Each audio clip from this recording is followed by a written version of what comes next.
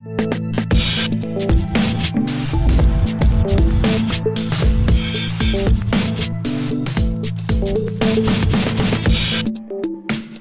welcome Joseph Fink. Thank you.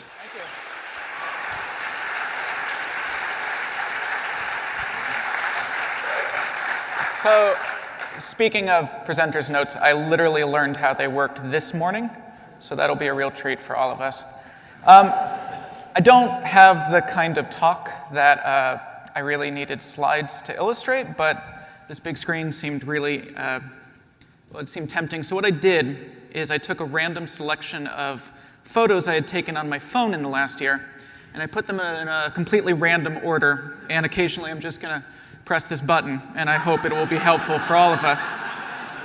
So I want to talk today about sudden success, and that's a tricky thing to claim authority on. The definition is helplessly relative and blurry, and anyone claiming expertise risks looking absurd. So I just want to start by saying that I don't know what sudden success means in some larger, universal sense. I just know what happened to me. And what happened to me is this. My friends and I made a podcast, and we still do. And that's pretty much the story. I have about 20 minutes to fill out here, so I'm going to give you the longer version. The longer version is that in July of last year, July of 2013, I was doing a job, and that job was I stood at a table on the street in New York City, and I tried to convince people to switch their electric bills over to a large wind and water energy provider based in Texas. For 5 hours at a time, I would stand at that table in swamp humidity and in snowdrifts and very rarely in good weather, and I would talk to every single person that walked by, and that is an excellent lesson in empathy and the complete lack of it that the world has for you. And I was only paid per completed sign-up, so I actually would often work for hours and just make nothing. And I had been doing that job at that time for about a year and a half, and it was while doing that job that I started this project, and as Andy said, that project is a podcast. It's a podcast that is a scripted fictional podcast that takes the form of community radio from a small desert town where things like ghosts and angels and aliens are just day-to-day parts of life. I called it Welcome to Night Vale. My friend Jeffrey and I write the scripts, and our friend Cecil read the words. We record it on a $60 USB microphone, and we edit it on Audacity, free audio editing software. That's how we've done it from the beginning till now. The first year we were doing it, there were some really exciting moments for us. We were mentioned on a podcast we liked. A musician whose music I like said he listened to it. But really the most important thing for us is that it became apparent there was a few people we did not personally know who were downloading this. And honestly, the story could end there, and it would be artistically one of the most exciting things that has ever happened in my life. In June of, it's a caterpillar I found in Hudson, New York. In June of 2013, we did our one-year anniversary party at a bar space in the East Village that we got for free through a guy who liked the show. There were 115 people there, and we did a little test live show. It was our first attempt at one, and it felt really good. And then I went home that night, and I slipped on my stairs and bruised my tailbone, and I had a voicemail from my boss yelling at me about something I had screwed up that day at work, which was also, by the way, one of those days in which I had made absolutely nothing. Now, that June, our one-year mark, we had 150,000 downloads total for that year. And throughout the year, we had talked about where we might be download-wise at the one-year mark, and the highest guess we had was 50,000 less than that. So we were really happy about that. Now, what was also happening that June, although we did not know it at the time, is that people on Tumblr were starting to talk about our show. And the next month, in July of 2013, and just in that month, we had 2.5 million downloads. And the next month, that August, and just in that August, we more than tripled that number. I got my first TV offer while I was standing at that table on the street trying to get people to switch to green energy. Someone who was walking by had just told me to fuck off.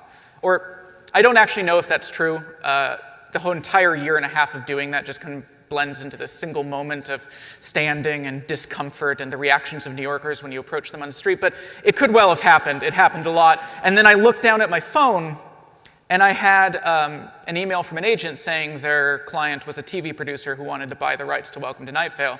And I put my phone away, and I did the rest of my shift, and I made money or I didn't. I honestly don't remember. And a few days later, I quit my job, and I really, really hoped I would make enough to make rent. Our first real live show, well, that's a picture of the table where I sold green energy.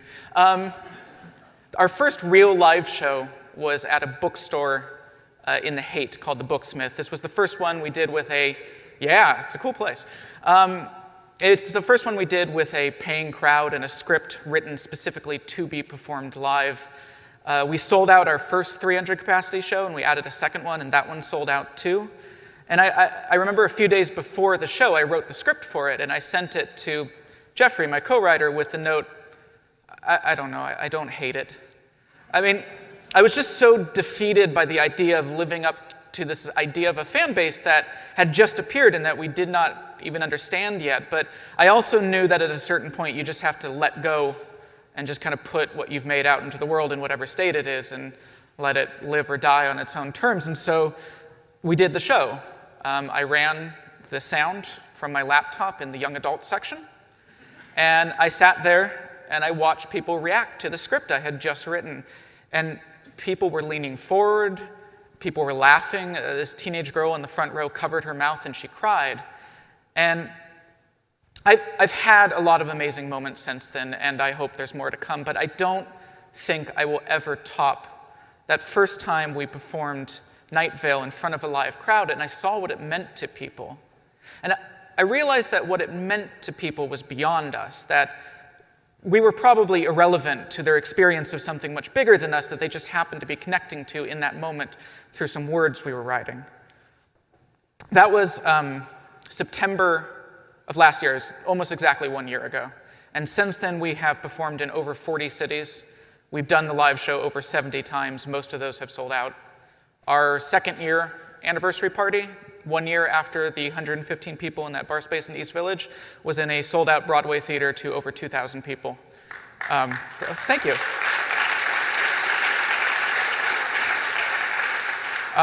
We have a book coming out next year. Look, what I'm saying is, I went from a bad job to a good job.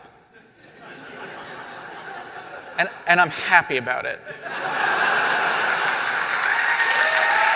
Thank you.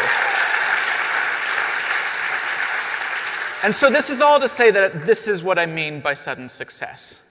But success is not without complication. And that complication is manifold and all mixed in with everything that makes it good, and it's complicated. But in the interest of saying words to you at this moment, I have a few. The first is that success turned my friends into my coworkers. I mean, these people that I did a hobby with, and it was always only meant to be a hobby, I suddenly was running a business with. And our conversations were not just about what joke to put into the next episode, but about accountants and royalties and venue rentals. I've spent countless hours in a minivan with these people this year. I've sat down to eat dinner with them night after night. I've shared a beer with them at 2 in the morning on a weekday in the Hampton Inn in Boise. And the Hampton Inn in Boise is, scientifically speaking, the most depressing place in the entire world. The relationship I had with these people before is gone. It has to be, because it was based on a reality that doesn't exist anymore. And the relationship that replaced it is probably better, but it is definitely different.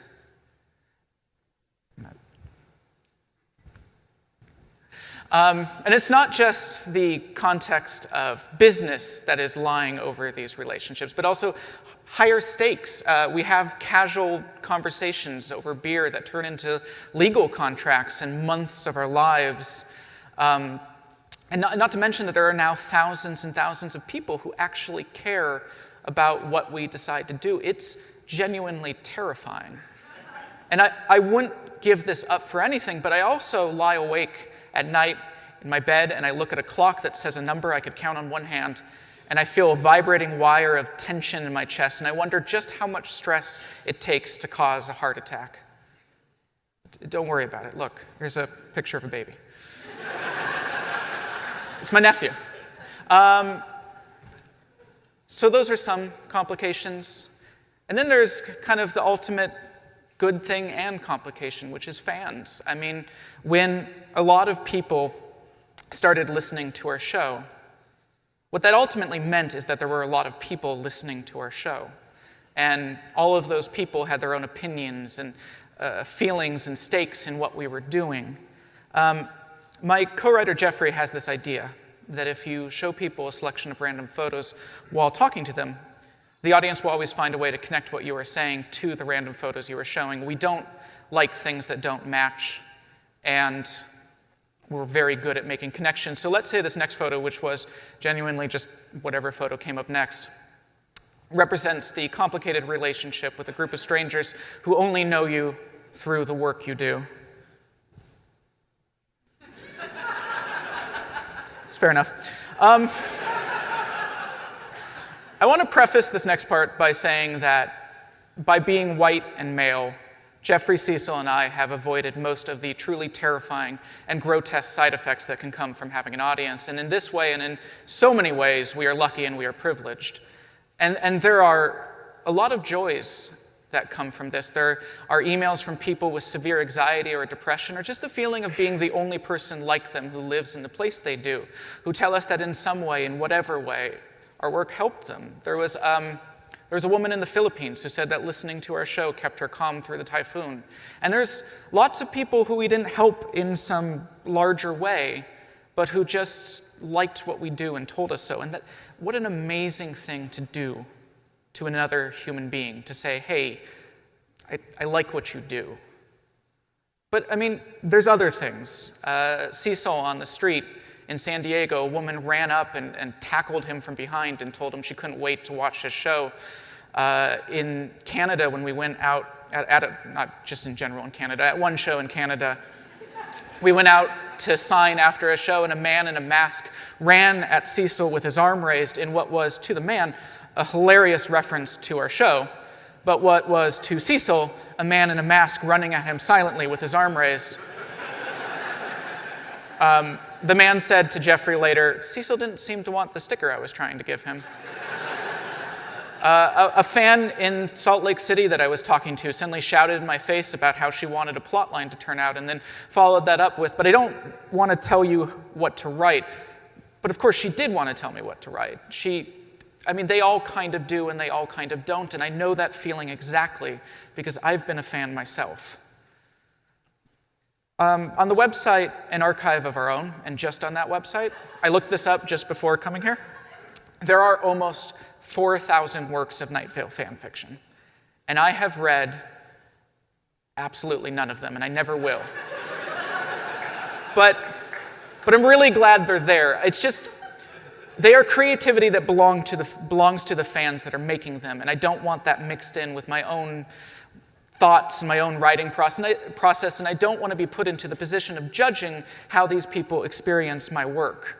I'm a little more open to fan art just because what we do does not have a visual component. In Welcome to Night Vale, we do not physically describe characters except as is absolutely necessary to the plot or the occasional extraneous and intentionally unhelpful description designed to obfuscate the issue. But still, despite that, we regularly get asked, what do the characters really look like? As though this talk of visuals not mattering were a cover story for the secret detailed descriptions we have locked away somewhere. It's actually one of the most common questions we get. At a Q&A in Seattle, a fan waited patiently through this thing I just said about visuals not mattering to us, and she said, no, I understand that, but can you just tell me, what is the pattern on Carlos's apron? And she seemed genuinely angry when I told her I could not tell her. Our fan base is on Tumblr, and that is an overwhelmingly visual fan base. And we think that's actually what is one of the things that drew people to the show in the first place. Their visual art did not have to look like any specific actor or character. They could imagine these characters however they wanted. And this has led to a tremendous amount of discussion and disagreement about what these characters look like, a lot of it focusing on the very legitimate concern of people's tendency to default to a white depiction of characters whose race is never described. And these disagreements are what lead them back to us, because there is this belief, or I think just this feeling, that there has to be an objective answer somewhere. And the only place it could possibly exist is in the heads of the guys who write the show, but it's not there. And it's really hard to ask a question and then be told that the answer just doesn't exist. These disagreements are ones that we can't join in or be involved in. They don't belong to us. Like all fan discussion, or like all fan culture, they belong only to the fans. And honestly, I think that's the only way to handle. Did that ever get built? This was from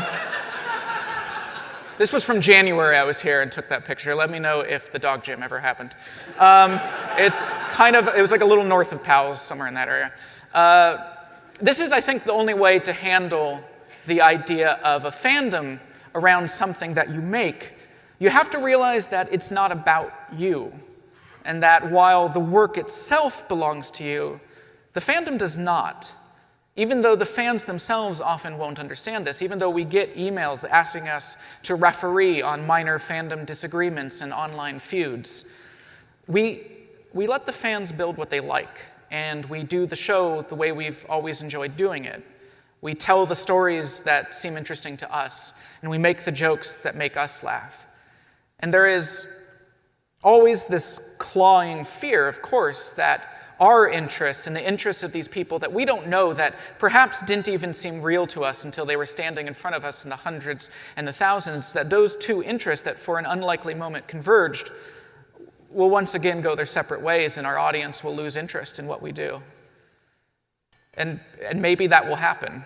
Maybe the plane I'm taking home tonight will crash. Maybe anything. You can't base your life around the worst case. To go back a bit to that version of myself a year ago, working a job based on the hospitality of New Yorkers who have somewhere to be, there was this kind of amazing lag between the fandom appearing and it changing my life at all. We had fans on Tumblr talking about us as though we had the clout of Vince Gilligan or Damon Lindelof, but I was living in a 500 square foot apartment and I was barely over the poverty line. I was not Vince Gilligan in so many ways. But that's about 7 feet wide in real life, by the way. But this woman emailed us about something in the show very early on, and I emailed her back, and she posted my response on Tumblr without ever replying to me directly. And I asked her why she did this, and she told me that as a public figure, it's assumed that anything I write is for public consumption. But I didn't know I was a public figure. I thought I was a guy making less than minimum wage and helping my friends make no-budget experimental theater in the evenings. And I still don't think I'm a public figure, but I am a lot more careful now. And that's kind of the thing, is that success, as unlikely as it ever is, can only come if you throw yourself into the world recklessly, if you actually make the things you think idly of making and then try and get people to look at them, even though a lot of those people won't like that thing and they will tell you so. But then when success comes, it draws you back into yourself. The higher stakes makes the possibility of failure, which before was just your status quo, seem like this chasm you'd never climb out of. And so success comes from fearlessness, but it leads to caution. And what's the solution to that? I don't know. I mean, when I talked to Andy about what this talk should be, I asked him if it should be about an idea or about a story, and he told me to tell a story, and that's good, because I don't know what idea to take from this year I've had. I don't know how to sum it up, and I don't know what there is to learn from it. I've been showing you these photos in this way because this is how I experienced this year. So many things happened to me, the nature and quantity of which seemed entirely unlikely, and so to me it became just this jagged line of disconnected moments, zigzagging through my memory in a way that I could not possibly follow with any linear logic. I mean, success, as I've experienced it, is confusing and scary and exhilarating, and it's the best thing that's ever happened to me, and I wake up every single day tired and stressed, and all of those things are true all at once. I think that the success of Night Vale was only good for us because Night Vale was something we had enjoyed doing, and we were doing it with people we enjoyed working with. And so the success has just meant that we got to work with those people more and do that thing we enjoyed doing every single day. And if we had been doing something we hated just to become successful, then the best case scenario we would have had was to have to do that thing a lot. And if we had been working with people we hated, the best thing we could hope for was to have to see those people all the time that we didn't like in the first place. And anyway, success is this weird intersection of privilege. She looks a little different now. Success is this weird intersection of privilege and luck, and it's almost entirely out of your control. So I guess just this. Make things you like, make them with people you like, treat those people with respect, and if you make any money at all, if you're lucky enough to do that, pay those people you're working with. Every time, no excuses. And that's the best you can do. That's the best any of us can do. And then we just do what we all do every single day. We brace ourselves and we wait to see what the world will do to us next. Thank you.